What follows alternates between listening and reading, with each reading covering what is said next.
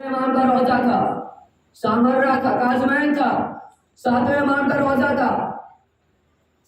لیکن ان کے بارے میں ملتا یہ ہے کند ذہن کے تھے، حافظہ کمزور تھا، کچھ پڑھتے تھے تو سمجھ میں نہیں آتا تھا، کچھ یاد کرتے تھے تو یاد نہیں ہوتا تھا، اس لیے حافظہ کمزور تھا، مرکز علم نجف نہیں تھا. کاظمین تھے، اس بات کو ذہن میں رکھیے گا. استاد پڑھانے کے بعد کچھ پوچھتے تھے تو کہتے تھے سمجھ میں نہیں آیا. گھر آتے تھے، ماں پوچھتی تھی کیا پڑھ کے آئے ہو تو جواب دیتے تھے وہاں تو بتا نہ سکے، آپ کو کیا بتائیں گے. استاد الگ پریشان، ماں الگ پریشان. استاد الگ آتے جا چکے تھے، ماں الگ پریشان تھی. کیا تو کیا کیا جائے. ایک دن استادوں نے کام کیا کہ جب تک سبق یاد نہ ہو جائے تب تک کلاس میں نہ آنا. کلاس سے نکال دیا. گھر آئے، ماں نے پوچھا کیا پڑھ کے آئے ہو، کہا وہاں تو بتا نہ سکے، آپ کو کیا بتائیں گے. ماں نے کہا جب تک سبق یاد نہ ہو جائے تب تک گھر نہ آنا. لیجیے استاد نے کلاس سے نکالا، ماں نے گھر سے نکالا. اب جائیں تو کہاں جائے. اچانک خیال آیا ایک ہی دروازہ ایسا ہے کہ جہاں تمہیں بھگایا نہیں جاتا. ایک ہی دروازہ ایسا ہے کہ جہاں سے کوئی دھتکارا نہیں جاتا، جہاں سے کوئی بھگایا نہیں جاتا. کہاں 7ویں امام کے روزے پہ چلو. 7ویں امام کی بارگاہ میں آئے روزے کی جالی کو پکڑا. مولا علم دے دیجئے، مولا علم دے دیجئے. علم کی بھیک مانگ رہے ہیں، جن کا پہلا حصہ گزرا علم کی بھیک مانگ رہے ہیں، جن کا دوسرا حصہ گزرا علم کی بھیک مانگ رہے ہیں، جن کا تیسرا حصہ گزرا علم کی بھیک مانگ رہے ہیں. جن تمام ہو چکا، رات آئی، پہلا حصہ گزرا علم کی بھیک مانگ رہے ہیں، دوسرا حصہ گزرا علم کی بھیک مانگ رہے ہیں، تیسرا حصہ گزرا علم کی بھیک مانگ رہے ہیں. رات کا چوتھا حصہ آیا، ان کو لگی نیند، گرودنی کے عالم میں تھے تو کیا دیکھا 7ویں امام آئے اور آن کے کہتے ہیں اے شبہ یہ لو قلم، آج سے قلم چلانا تمہارا کام ہے، لکھوانا ہمارا کام ہے. کیا بات، کیا کہنا ہے.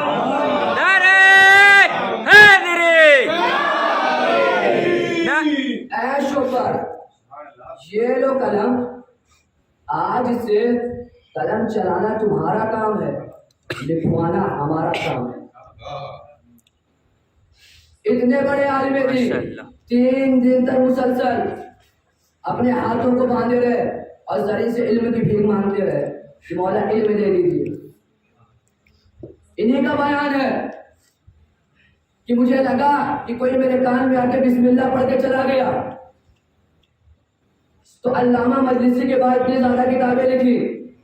استادوں نے جب یہ دیکھا کہ پڑھنے میں بہت آگے جا رہا ہے، بہت تیز ہو گیا ہے، ایک دن استاد نے سوال کر لیا یہ علم کہاں سے پائے ہو تو یہ بتانا نہیں چاہتے تھے.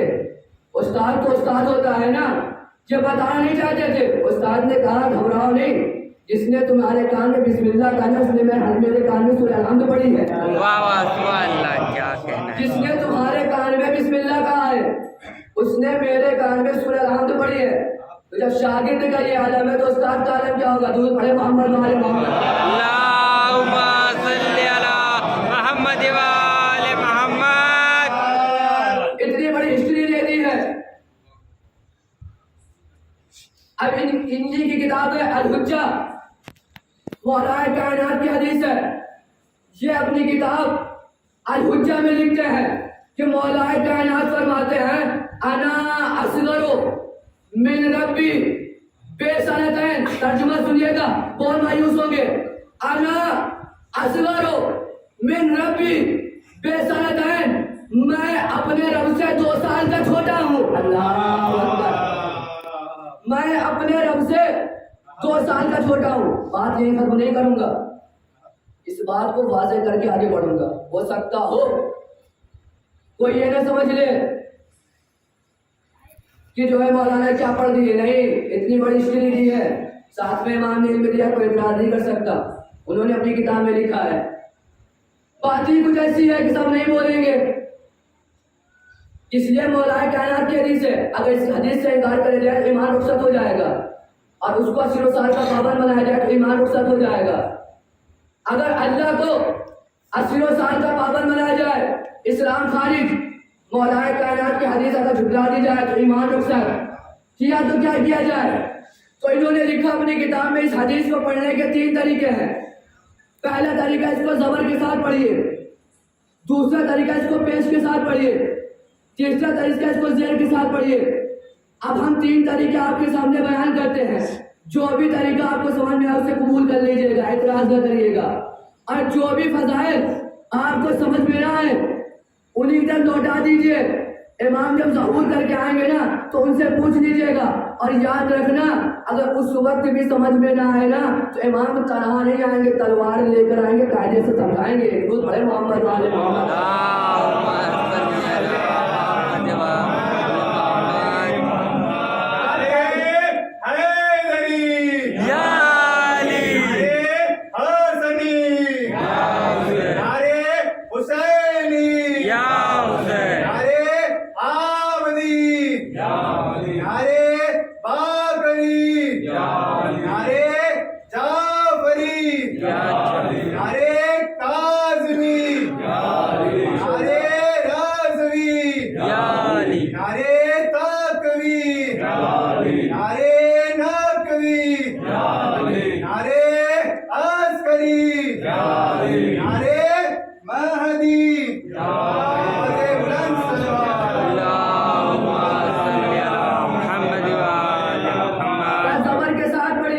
तर्जुमा ये होगा कि मैं अपने रब से 2 साल का छोटा हूँ। इमाम फरमाते हैं 2 साल का छोटा हूँ, 2 साल का छोटा।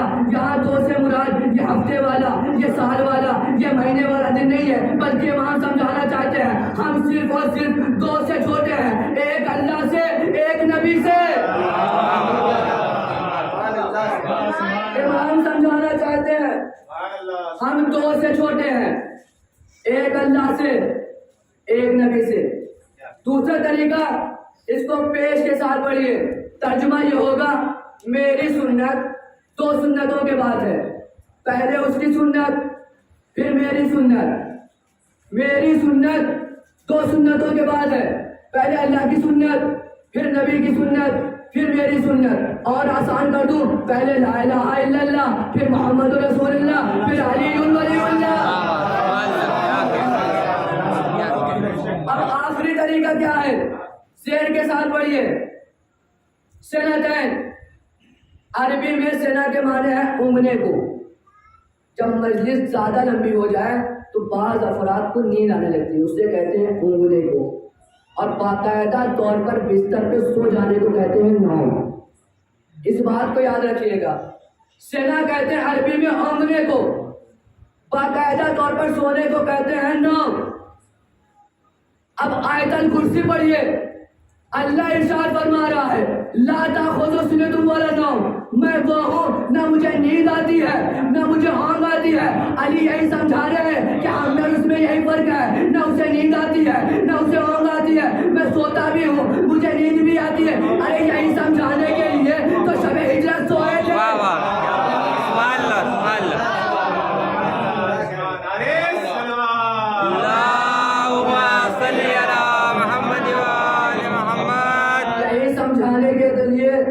शब हिजरत सोए थे, सो गए मौलाए कायनात शब हिजरत।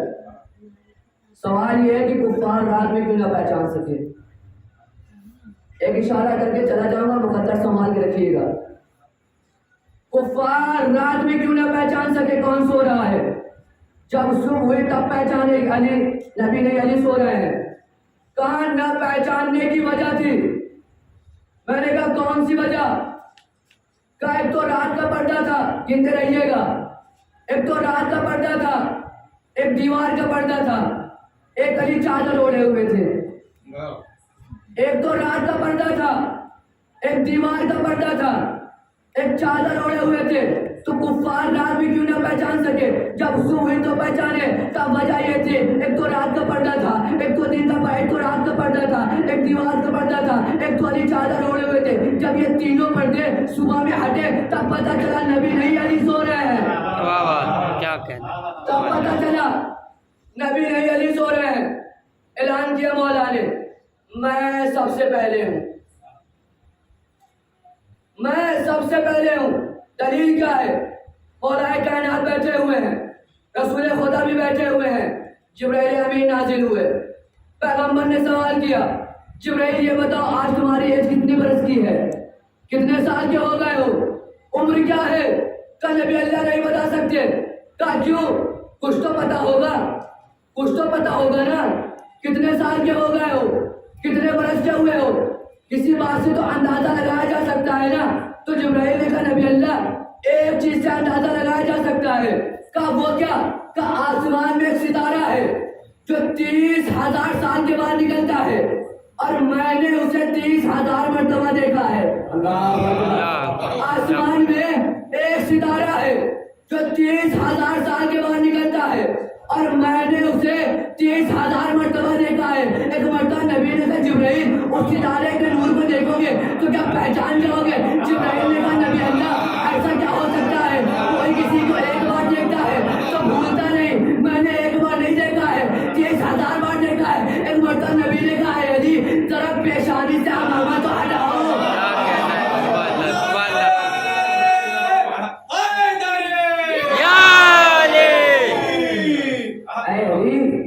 ذرا پیشانی سے امامہ تو ہٹاؤ۔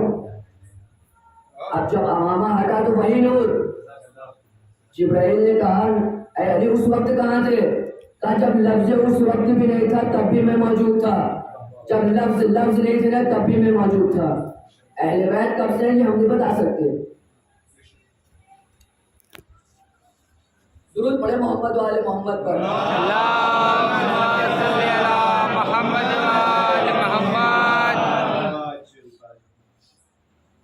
تو یہ ہے میرے مولا کے فضائل۔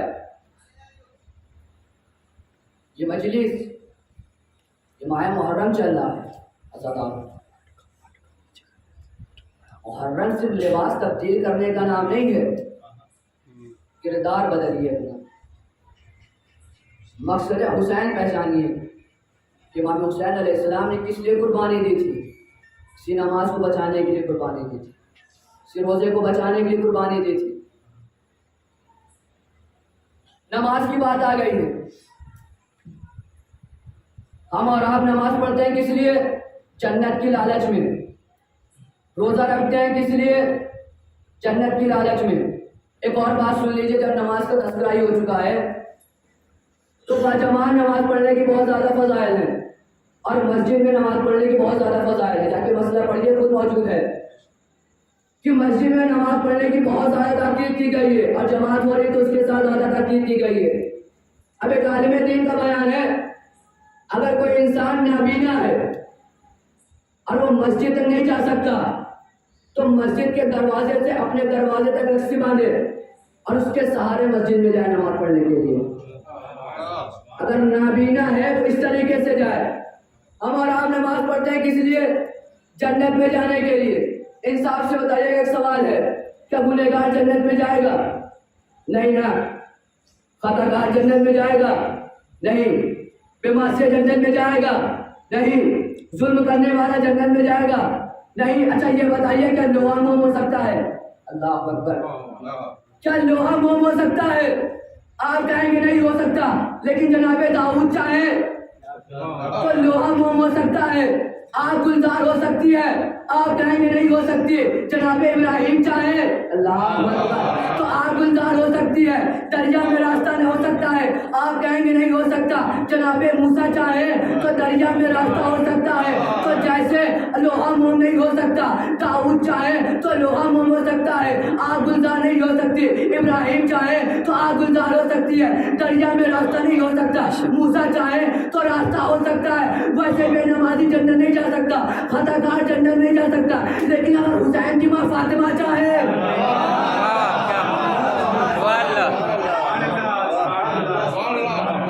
اگر حسین کی ماں فاطمہ چاہے تو جنت جا سکتا ہے۔ اہل بیت ہماری سفارش ضرور کریں گے، لیکن اپنے آپ کو پہلے اس طریقے سے آمادہ تو کریے۔ نبی گئے معراج پر، 18,000 راز کی باتیں ہوئی تھی مولا کائنات کے بارے میں۔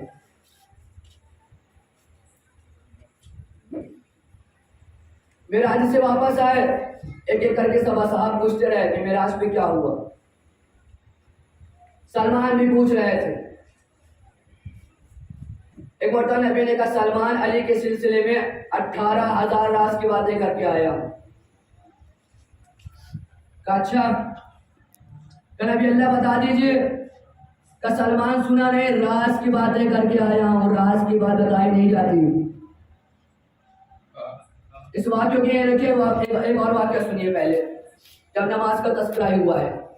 مولا کائنات ہے، رسول خدا مسجد میں بیٹھے ہوئے ہیں. جبرائیل امین آئے اور آنے کے بعد کہا اے نبی اللہ، حکم خدا ہے کہ منبر پہ جائیں اور فضائل علی بیان کریں. نبی اللہ، حکم خدا ہے کہ منبر پہ جائیں اور فضائل علی بیان کریں. لیکن نبی اٹھے اپنی جگہ سے، منبر کی جانب بڑھے، مسجد سے اشارہ کیا کہ جاؤ مدینے کی گلیوں میں کہہ دو کہ جسے بھی فضائل علی سننا ہے مسجد میں آئے. اللہ اکبر. نبی چلے منبر کی طرف، مسجد سے باہر نکلا. نبی نے کیا کہا تھا؟ جا کے کہہ دو جسے بھی فضائل علی سننا ہے مسجد میں آئے. مسجد نے یہ نہیں کہا. باہر نکلنے کے بعد کیا کہا؟ الصلاۃ الجامعہ، الصلاۃ الجامعہ، الصلاۃ الجامعہ. آؤ نماز جماعت کی طرف، آؤ نماز جماعت کی طرف، آؤ نماز جماعت کی طرف. اس بات کو سننے کے بعد نبی نے نہ ٹوکا نہ روکا نہ منع کیا. نبی کا نہ منع کرنا اس بات کی دلیل ہے کہ جہاں بھی فضائل علی ہو وہ مجلس نہیں ہوتی، نماز جماعت ہوا کرتی ہے. کیا کہنا ہے؟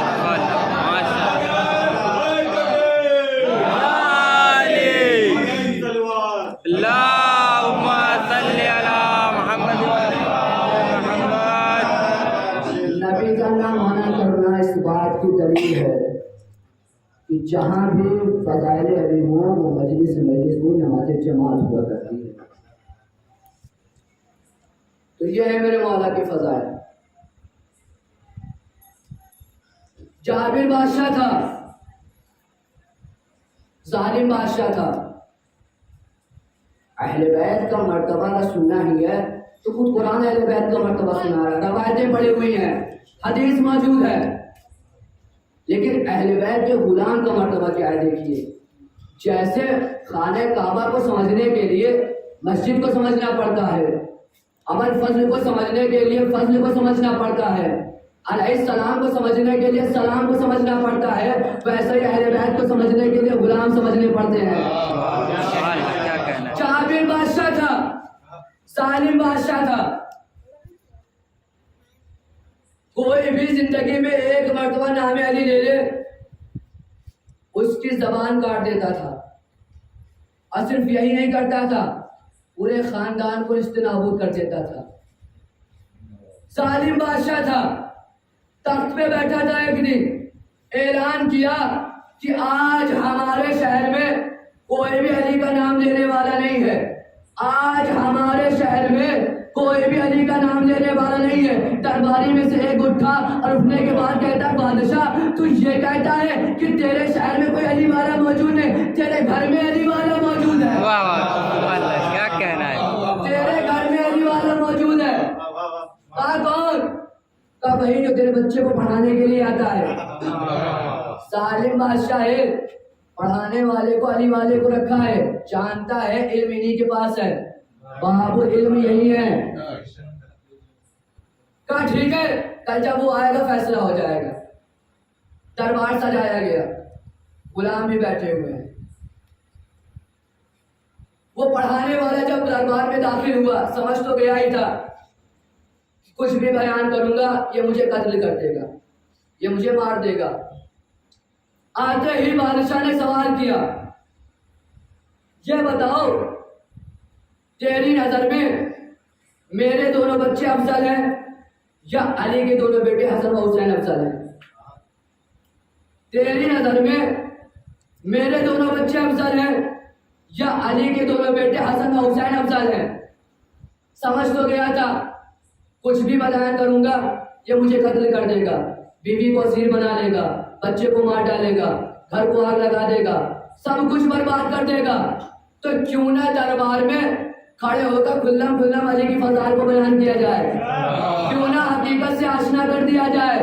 جان چکا تھا سب کچھ ہوگا, برباد ہو جاؤں گا, بیوی کو اسیر کر لیا جائے گا, بچے کو مار ڈالے گا, گھر میں آگ لگا دیا جائے گا, تو کیوں نہ دربار میں حقیقت سے آشنا کر دیا جائے. ایک مرتبہ وہ کہتا ہے اے بادشاہ میں سمجھ گیا ہوں, میں کچھ بھی بیان کروں گا تو مجھے مار دے گا, تو مجھے قتل کر دے گا, بیوی کو اسیر بنا لے گا. لیکن یہ جواب سنتا جا, اور جواب اپنے تک محدود نہ رکھنا, آنے والی نسلوں کو بتانا کہ دربار میں کوئی ایک علی والا تھا جو علی کی فضیلت کو بیان کر کے گیا ہے. دربار میں کوئی علی والا تھا جو علی کی فضیلت کو بیان کر کے گیا ہے. کا بتا جواب کیا ہے, کا سوال دوہرا. بادشاہ نے سوال دوہرایا, تیری نظر میں میرے دونوں بچے افضل ہیں یا علی کے دونوں بیٹے حسن و حسین افضل ہیں؟ ایک مرتبہ حیرت بھری نگاہ سے دیکھا اور دیکھنے کے بعد کہتا ہے, متوجہ رہیے گا, خاص طور توجہ ہے, جملہ بہت اچھا ہے. ایک مرتبہ کہتا ہے, جواب سنتا جا. کا جواب یہ ہے, جہاں تک میری نظر ہے, جہاں تک میں دیکھ رہا ہوں, تو میری نظر میں تیرے بچے, تیرے غلام, تیرے خادم, تیرے نوکر, تیرے کنیزیں, تیرے تلواریں, تیری نیزیں, تیرے خادم, تیرے نوکر, تیرے غلام, تیری پوری سلطنت ایک طرف, کمبر کی جوتی ایک طرف.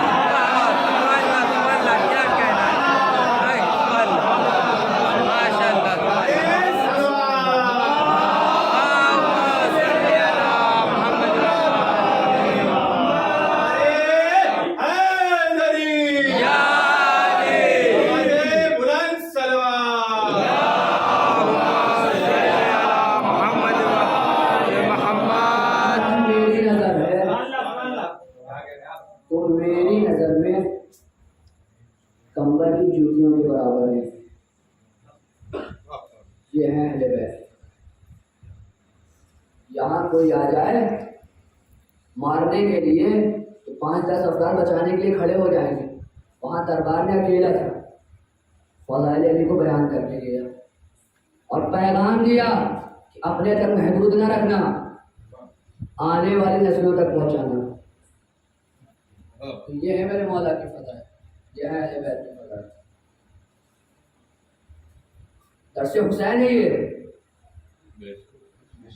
مقدر بنتے ہیں یہاں سے, حسین ہی مقدر بناتے ہیں. دلیل پوچھیں گے تو راہب کا واقعہ ہے. جب راہب در رسول سے مایوس ہو کے پلٹا تو مولا حسین نے کہا راہب مایوس کیوں ہو؟ کہا نانا کے پاس گئے تھے, کہا میری قسمت میں اولاد نہیں. کہا چلو میرے ساتھ. آئے نانا کی بارگاہ میں. کہا نانا کیا کہا آپ نے؟ کہا اس کی قسمت میں اولاد نہیں. کہا نانا 1 دیا. کہا راہب کی قسمت میں اولاد نہیں. کہا 2 دیا. کہا بیٹا اس کی قسمت میں اولاد نہیں. کہا 3 دیا. کہا نصیب میں نہیں. کہا 4. کہا 5. کہا 6. کہا 7. ایک مرتبہ نبی نے کہا اے حسین یہ بتاؤ جب اس کے مقدر میں اولاد نہیں ہے, اس کے قسمت میں اولاد نہیں ہے, تم اولاد کیوں دے رہے ہو؟ ایک مرتبہ حسین نے کہا نانا حسین اسی کو تو کہتے ہیں جو مقدر کو بدل دیتا ہے. حسین اسی کو تو کہتے ہیں جو مقدر کو بدل دیتا ہے. یہ ہے میرے مولا.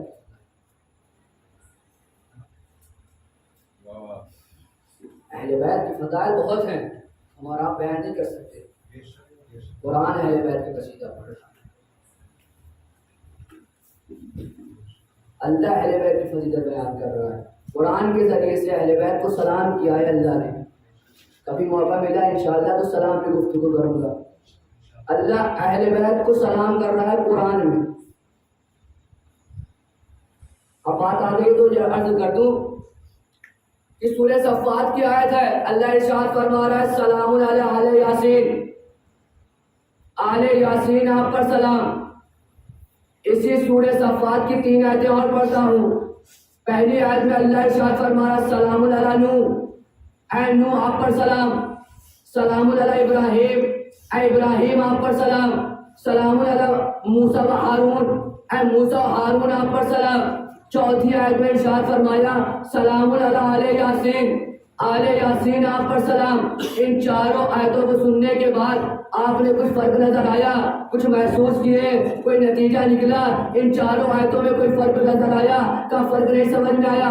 اللہ جب پہلی آیت میں نوح کو سلام کیا تو صرف نوح کو سلام کیا, اولاد نوح کو سلام نہیں کیا ہے. اللہ نے جب ابراہیم کو سلام کیا تو فقط ابراہیم کو سلام کیا, سورت ابراہیم کو سلام نہیں کیا.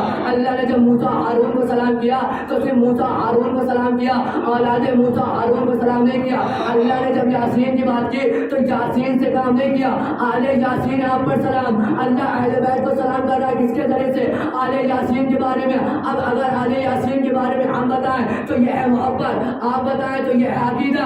اللہ اکبر. اگر اہل بیت اگر سورہ آل یاسین کے بارے میں ہم بتائیں تو یہ ہے محبت, آپ بتائیں تو یہ ہے عقیدہ. لیکن کوئی غیر بتا دے تو حقیقت ہو جائے گی. کسی اور نے نہیں کہا, ابن حجر مکی نے سواق محرکہ میں لکھا ہے آل یاسین سے مراد کوئی اور ہی نہیں ہے, اہل بیت ہی کو آل یاسین کہتے ہیں. اہل بیت ہی کو آل یاسین کہتے ہیں. اہل یاسین سے مراد کوئی اور نہیں ہے. اللہ سلام کر رہا ہے اہل بیت اور سلام کر کے عظمت بتانا چاہتا ہے کہ اہل بیت کی فضیلت کیا ہے, مرتبہ کیا ہے. بس احباب رضا میں نے بات کو ختم کر دی. ماتم ترانے سے الشہداء اور قرآن امام مذہبی میں کر رہا ہے. آج 5 محرم گزرے, کل 4 محرم کو خیام حسینی میں پانی کر رہے, 7 محرم کو پانی کر رہے. شب عاشور جب مولا عباس اجازت لینے کے لیے گئے, فضائل سنیے مولا عباس کی, مسائل کے ذریعے سے فضائل کا. تو جب واپس آئے اجازت لے کر 1 رات کی مہلت دے دیں,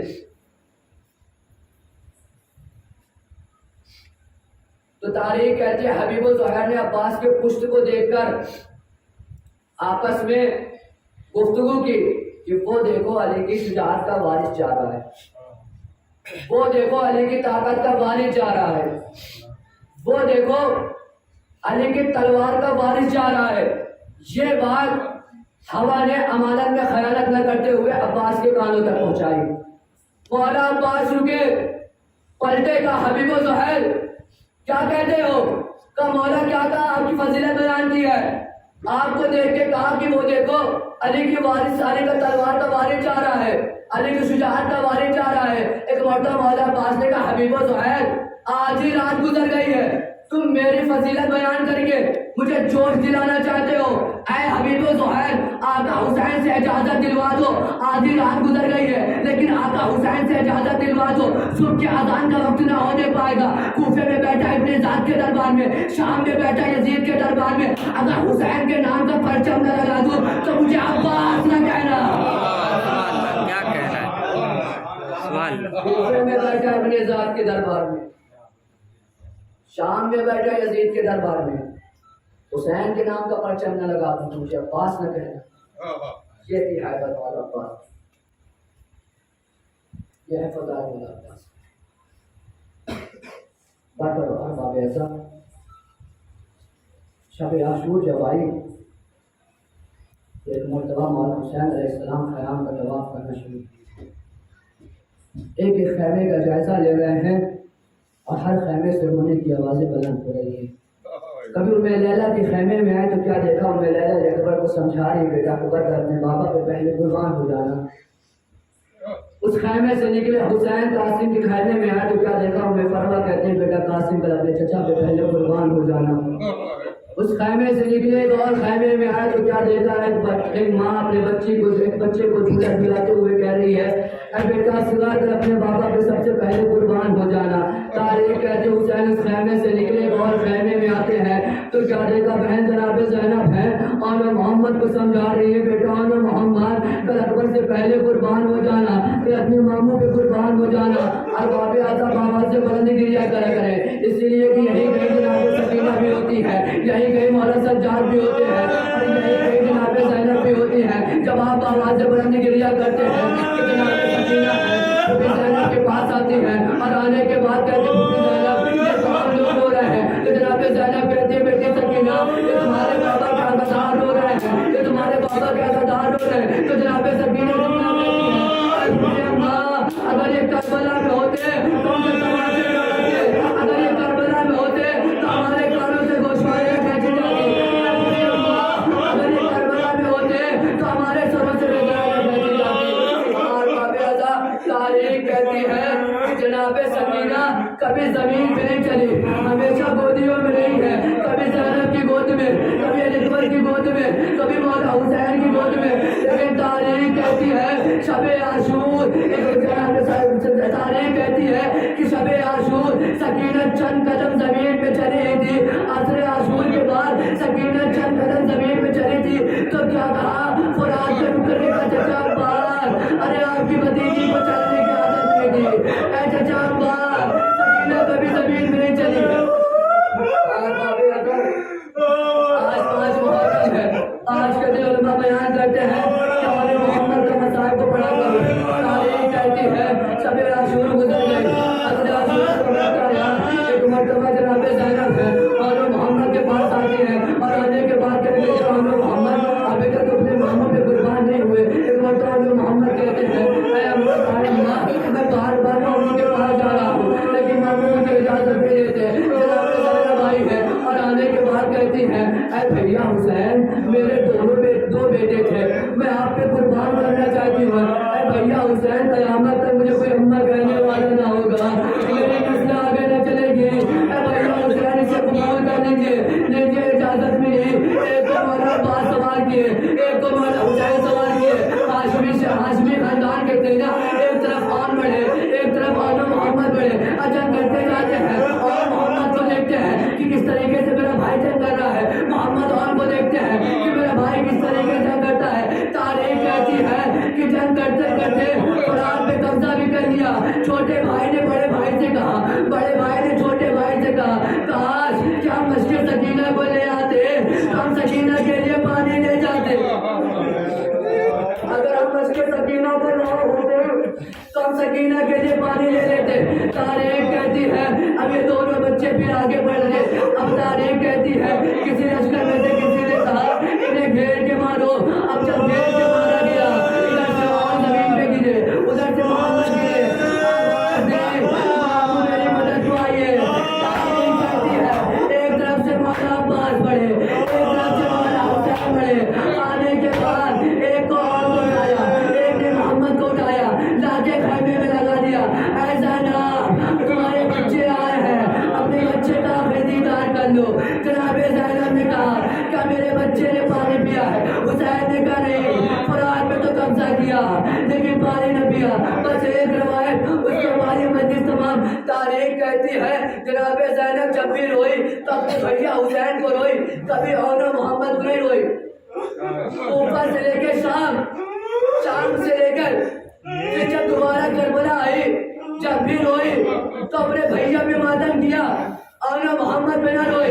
लेकिन तारीख कहती है जब ये काफिला मदीने पहुंचा और ज़ैनब अब्दुल्ला के घर आई, एक हुजरे में गई तो दो नन्हे मुसल्ले को देखा, दो नन्हे बिस्तर को देखा।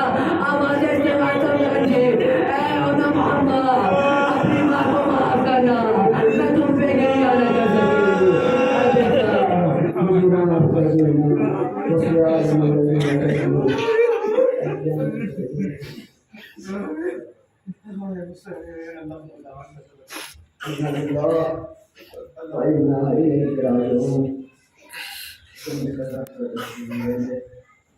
के वास्ते मोहम्मद वाले मोहम्मद का हमारी मुख्तसर से इबादत कबूल फरमा। के वास्ते मोहम्मद वाले मोहम्मद का इमाम शान हैदर जान माल और किताबों की हिफाजत फरमा। के वास्ते मोहम्मद वाले मोहम्मद का हमारे गुनाहों कबिरा सगीरा को माफ फरमा। के वास्ते मोहम्मद वाले मोहम्मद का हमारे ईमान के ज़हूर में ताक़ीद करना, हम सबको जवान इंसान में शुमार करना।